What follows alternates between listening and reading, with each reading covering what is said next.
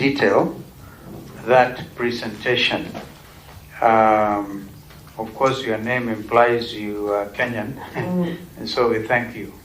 And I think at this stage we just want to ask, what would you in the immediate term recommend? You've given us examples of those countries. Of course, like India, listen to Prime Minister Modi right now, he's saying by in the next few years, India must be great, stressing Indianness in his approach. But we, as a country at the moment, are faced with this problem of starvation. Well, fortunately, rains are coming in. But you know, rains can come in, and if there's not proper arrangement in terms of inputs, we do not realize much. We seem to be placing on over-reliance on rain-fed agriculture. Our colleagues in Kenya Kwanza will probably say that they have reduced the prices of fertilizer. But there are parts of this country which don't even need fertilizer. They just simply sometimes rely on farmyard manure because fertilizer will dry their small places. Therefore, what exactly would you recommend? Because Kenyans went to the streets complaining about the high cost of living. Some of them wearing sufurias on their heads. And we are here to try and see whether we can help mitigate the situation. And here, there's political goodwill, I think, from both sides. You say that sometimes there's lack of political goodwill, but the reason we are sitting as NADCO, National Dialogue Committee, illustrates the fact that we, at least the political leadership, is united in trying to come up with a solution. One area is you have not talked about high taxation, for example, but you talk about progressive. I like this, progressive taxation, and not coming up with a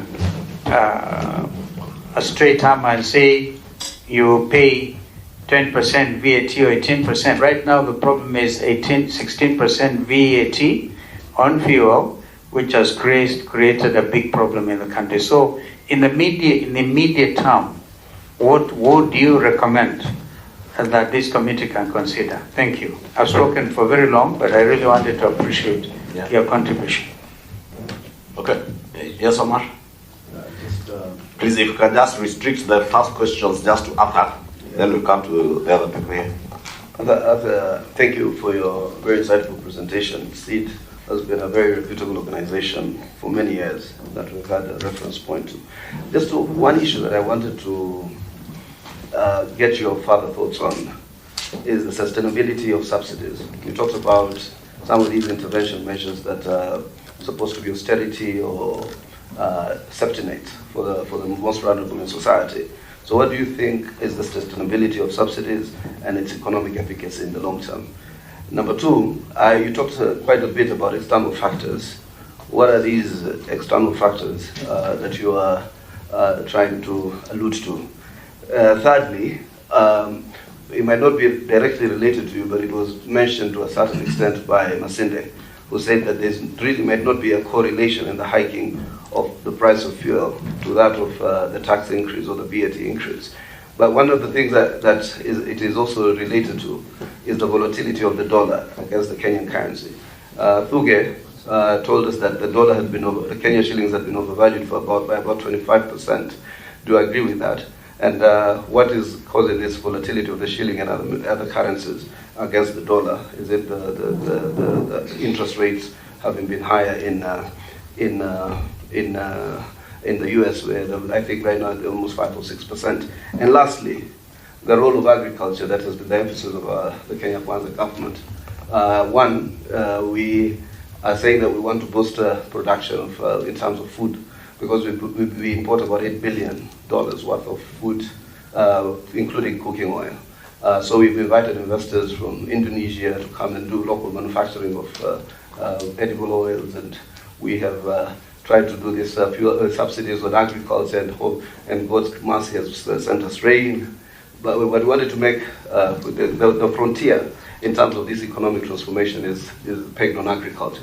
Do you think it's a right priority, helping the farmers to produce more so that we ease the demand on the dollar and probably help make sure that we have more economic, the food prices of food are lowered?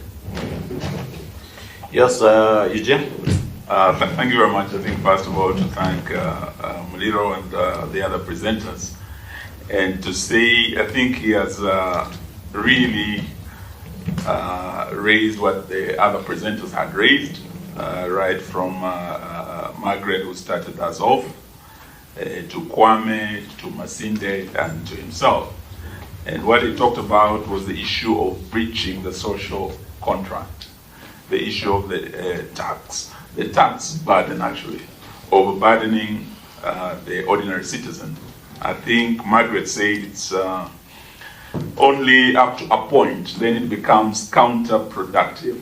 And that overburdening, I think you put it very eloquently in terms of reaching a level where it actually breaches that social contract. I think from the presentations we've had, I want to thank you very much for joining us and making very specific recommendations. I think Masinde had a very interesting analogy of the mosquito net, where the citizen in a crisis during COVID, there were many safety nets that were put in place to cushion the citizen from the harsh economic adversities that came with COVID-19. Some of the things that we did at the time, because I was in that administration, was the reduction of taxes. You have talked about that tax burden. The other experts have talked about reduction of certain taxes. But at the height of COVID, I think we did reduce certain taxes, including the income tax from 30 to 25%. We had the VAT itself. At the time, I think we were at 16%. We reduced it to 14%. And we had other tax waivers for those low-income earners. And I saw in your presentation, you're saying those at the bottom are the ones bearing the greatest burden when we are overburdening the taxpayer. And we had a cutoff for those who are earning 24,000 monthly salaries and below. We cushioned them against this. I think other COVID interventions that we have put touch on the education sector, and I think you have recommended more investment in education. We have the infrastructure, building classrooms and desks, and many other interventions across different sectors. So what would like you to probably, I don't know if you're following your other presenters in terms of the specific areas of reduction. So the issue is not if, it is how we can reduce this burden that is a real serious challenge to the taxpayer. And we don't reach a situation where we have the situation like arose in the Bible of Balaam and the donkey, where the donkey was overburdened to the point of actually talking to Balaam. I think where we've reached in Kenya today, Kenyans are like that donkey that had to talk, go to the streets and talk and say, this burden is too much.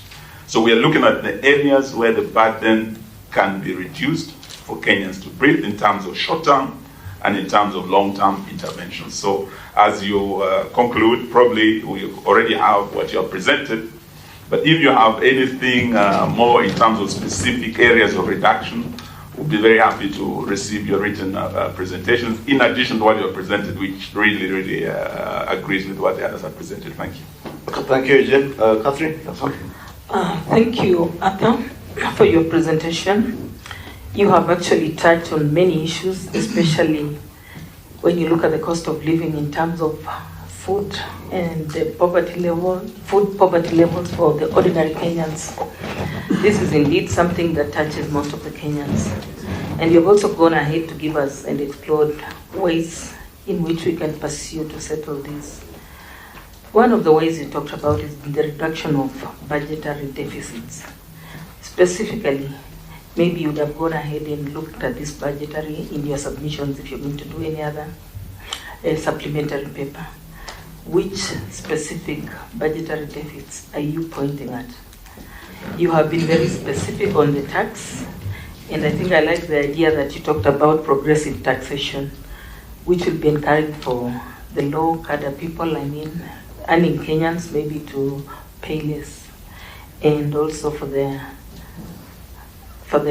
well-earning, maybe well-paid Kenyans earning more. Those should actually be taxed more. But as you say this, let us get the specifics on this. I like your idea on the prioritizing of education and also supporting the small entrepreneurs in their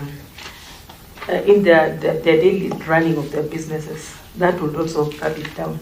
But most importantly, I think I am on the food poverty levels of Kenyans.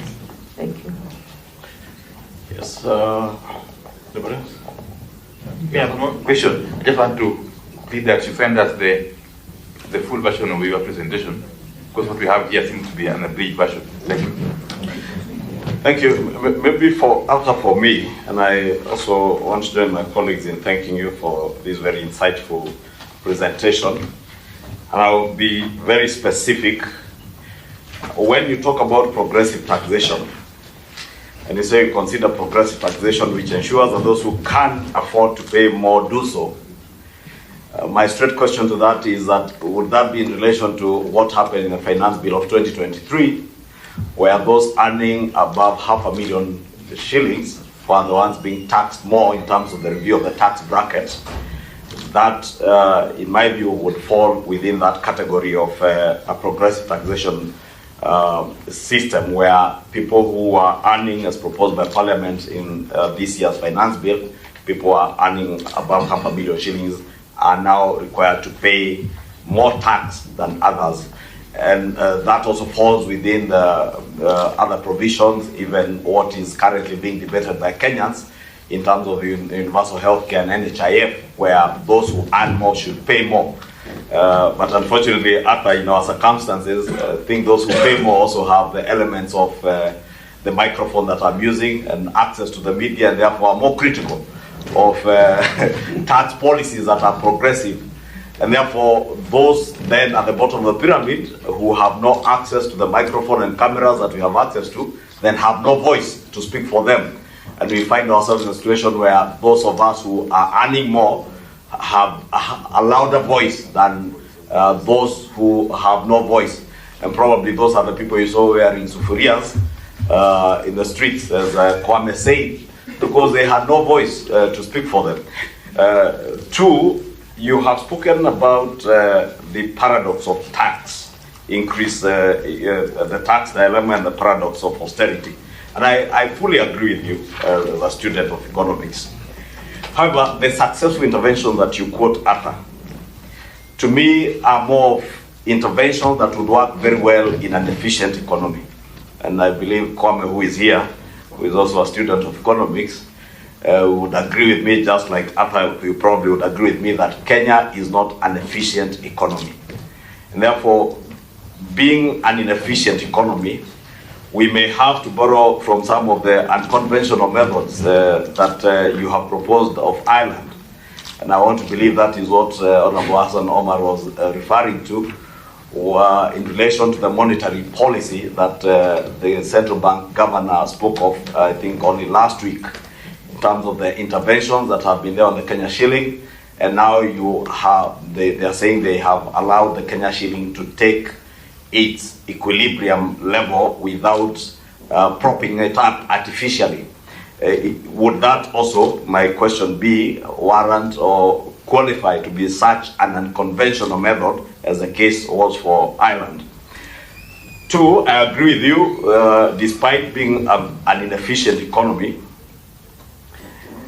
Germany, you told us, South Korea invested increasingly in infrastructure. My direct question, the heavy investment in housing, the heavy investment in infrastructure development in terms of rollout of roads projects across the country, do these qualify again as such increased investment and increased spending in infrastructure that would spur economic activity and help our economy recover. Because I think, as you have said and all other presenters have told us today, we are yet to recover from the effects of the COVID pandemic. The heavy investment, I think in your conclusion, you have rightly advised us to deal with issues to do with transparency and accountability in government, and the control of budget had also touched largely on that, and I think even the Institute of Economic Affairs. You've also rightly advised that we heavily invest in education, and I'm not sure I have the figures, but I think education in the last budget that we passed in Parliament, it was actually the highest consumer of our resources at about 27.2%, followed by energy, ICT, and infrastructure at about 20%. Would we then say that heavy investment in education is what you're advising us that we should look into, besides, of course, other social safety nets like the investments that we have proposed under the universal healthcare in the 4 bills that Parliament passed and was sent to just about 3 weeks ago? Would this, as my question, be also warrant some of those very sustainable measures that will help our economy to recover? Vis-a-vis what you have said would be other interventions, and I rightly agree with Honorable Eugene Wamalwa that indeed there were interventions, and I was the chair of the budget committee in 2019, and we had tax cuts.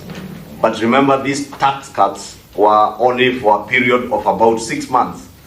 How sustainable is it to have tax cuts that are for a short period, vis-a-vis now the probably longer view measures that you propose in terms of heavy investment in infrastructure, heavy investment in education, heavy investment in ICT that this current administration has taken, vis-a-vis those I'm trying to avoid the term knee-jerk reaction to the COVID pandemic, which was a short-term stopgap measure for tax cuts that were only for a period.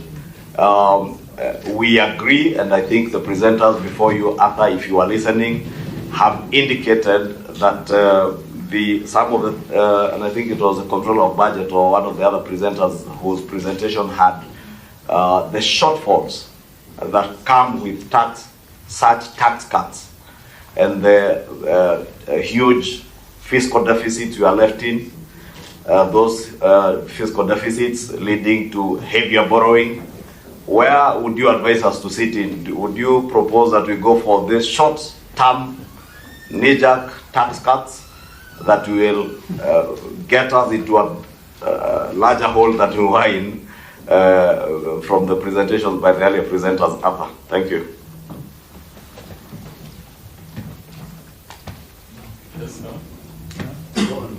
Arthur, you can go on. Maybe attempt to answer those. Well, thank you very much for your questions. Yeah, I think we could spend a lot of time debating this, and I'm not going to pretend that I have, the final answer to all of them. I think these are elements for a broader conversation, which I believe, the other colleagues who have also spoken before me will also be able to contribute to. Just for starters, yes, I think the presentation that I made will be available. I will send the final version to the Secretariat, and then they can distribute it from there. Where should I start? Let us see.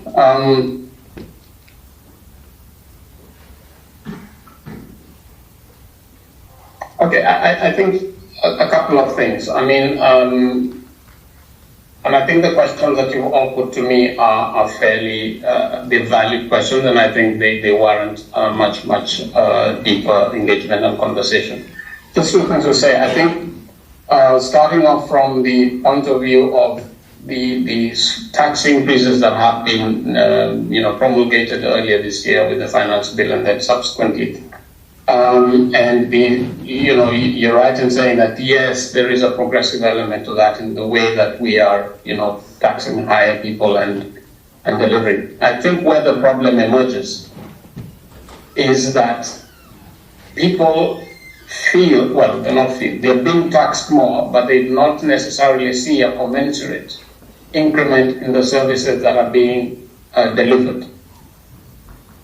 So yes, we are going to pay more for the healthcare system, but a lot of people will tell you that the hospital situation has not necessarily changed. I think very many of us are still also contributing, probably on a daily basis, to help defray hospital expenses for our friends, our relatives. And I think it is this sense of okay, I don't think people have an issue paying more, but they are fine. Let's pay more, but let the service also improve. And I think there is this gap that is not necessarily being seeming to narrow, and that I think is what is creating a sense of some dissonance within the system. There was the element of agriculture and the food system and how we are dealing with it. And I think I was asked a specific question, how can we tackle the high cost of food? Again, I think there are many people who have spoken more eloquently to this. The view that some of us have is that I think, first of all, Kenya is an agricultural, agriculture is the largest employer of Kenyans in one form or another. Secondly, a lot of the food that is produced in our countries is from the small scale producers. Should we not try and understand how is it that we can improve the quality of production of these small scale farmers?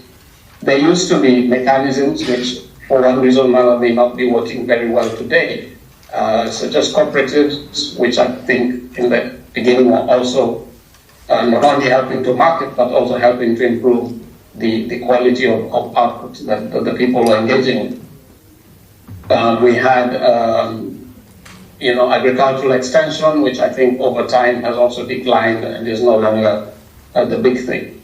But I think fundamentally the conversation has to emerge in terms of, rather than looking into importing food or understanding how we can do these things, to take a step back and say, how can we begin to build on what we are actually producing ourselves and make sure that it gets distributed well within the markets, the national markets. Not more than more than one occasion I think I have been to Trans Nzoia, Western Kenya, and you find that their maize is in the fields, is sort of not being uptaken. People are telling you, well, it's not being bought. But then here on the eastern side, we have dilemmas of how food security and that sort of thing. So I think the whole question of how we market, or how our internal markets work, needs to be addressed.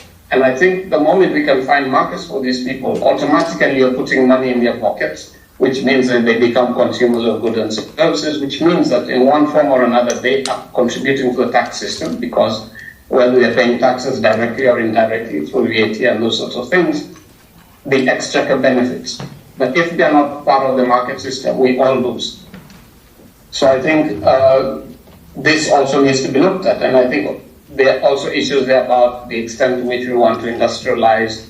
Is that even a thing that we ought to be considering? Is something that we need to perhaps have a much more intense conversation about. I think there are many questions about which are the specific areas of intervention that we might want to tackle, and where do we start?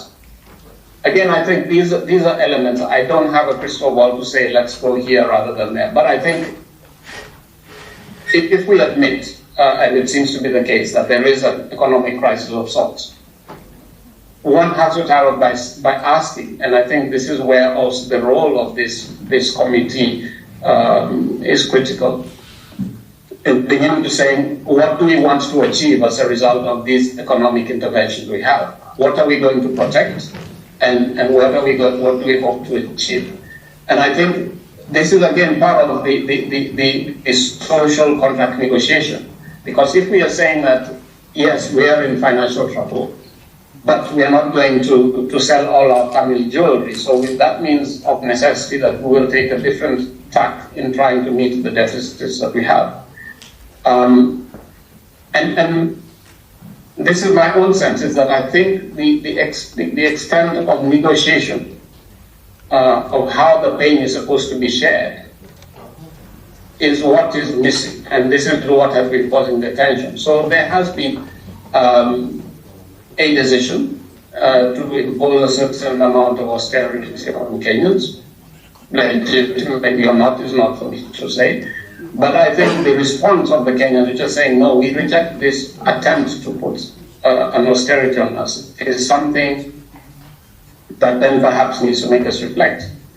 As I was preparing for my presentation, I came across a very interesting example of how in South Korea, during the crisis in '97, Korean citizens actually came up and they raised close to $27 billion to give their government. And how did they do that? They went in their banks, they gave, they withdrew money to give to they sold their jewelry, and that was because I think there was also the social contract that existed. And the citizens said, okay, we are in this together.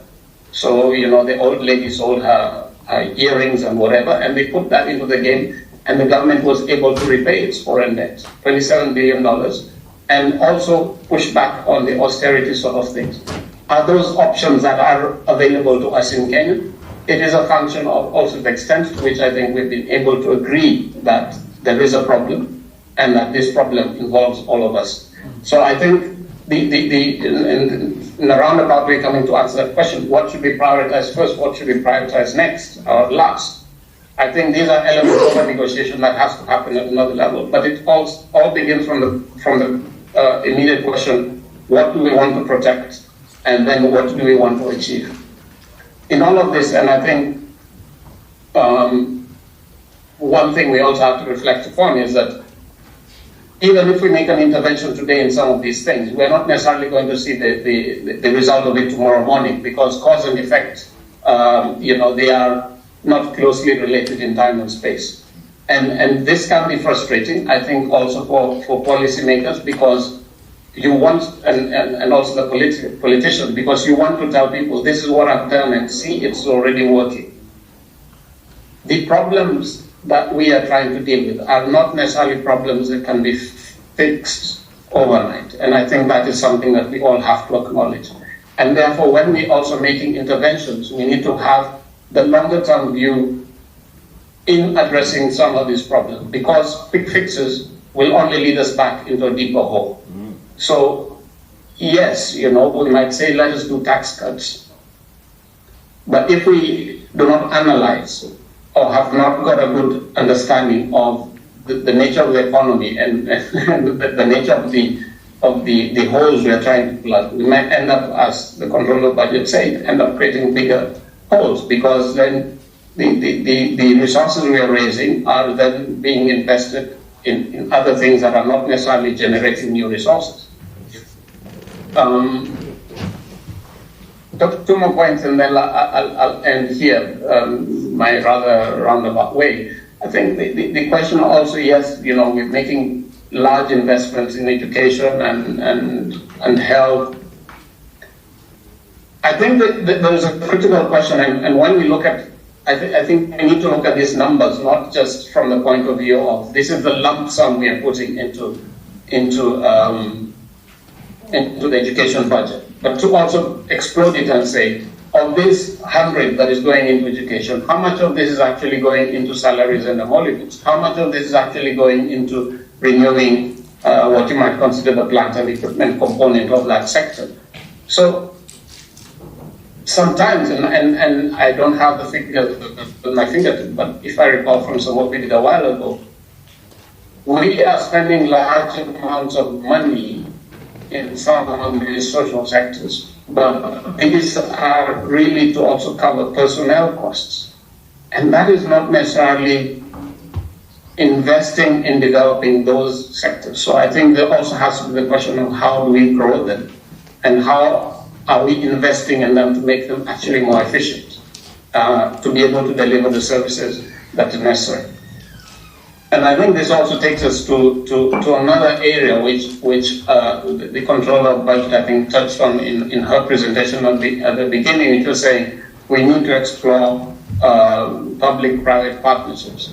Perhaps this could be an option. I think what we need to have a conversation about is how can we expand service delivery. But even as we do that, I think some of these conversations need to happen within a context of what are the rules and the values that are going to get. What we've been seeing a lot of is that much as we are privatizing, the approach has been to privatize profit, socialize the losses. And I think that is not necessarily where we ought to be going with these PPPs, because then what happens at the end of the day is that people also begin to see, yeah, they've been privatizing this and that, but the benefits are not necessarily accruing, because the whole notion of public goods is missing. And so as we do all of this public good that we're taking forward, how do we build on these, strengthen the public goods? Because austerity has, I think, as an initial step, that of puncturing the public goods, but also the public's trust is damaged. So I think those are some of the things we want to think about. I have not answered, I think, many of the questions directly, because I think it will require much more time, and perhaps that is also something that the other people who are in this panel that are more competent to respond to than myself. But I thank you for your questions, and I'm open to any further follow-ups that may be there. Thank you. Well, thank you so much yet again. And I think we should now go back to our panelists here. And I think there are Kwame, and even Masinde. For example, I think we're in agreement that, and I had this from Kwame, you mentioned that 15.1 million Kenyans are currently suffering from food poverty. You also described the Kenyan predicament as a mix of bad luck, I think it's COVID related, from the COVID pandemic, and also bad economic decisions. What in your view are the worst three economic decisions that have been made, and perhaps what would you recommend? And secondly, how has the decline in key agricultural prices such as tea, coffee, macadamia impacted on poverty and the cost of living? These are important issues, and I'm sure that Arthur is still on the line. I personally prefer, and I like the example of Sweden, how tax cuts were able to turn and transform that country's economic fortunes, unleashing entrepreneurship and innovation in education and research.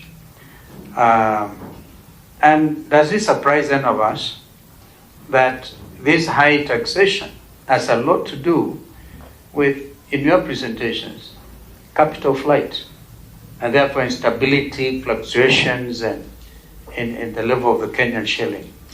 How do we mitigate all these things? And I think that's why we called you, so that we call a spade a spade.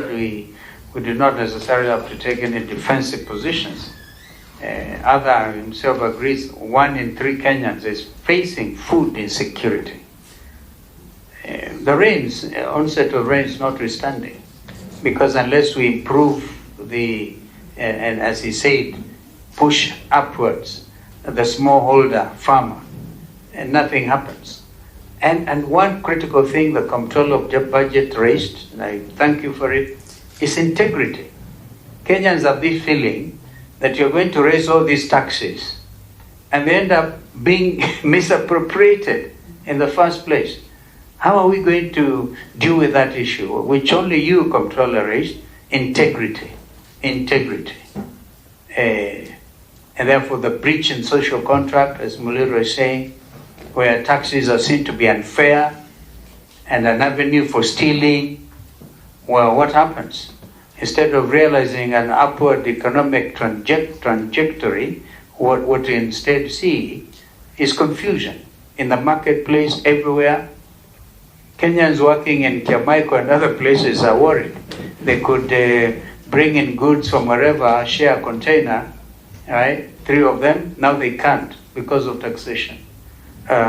Sorry, but these are the issues, and this one is now addressed to all of you, and maybe Kwame and the comptroller.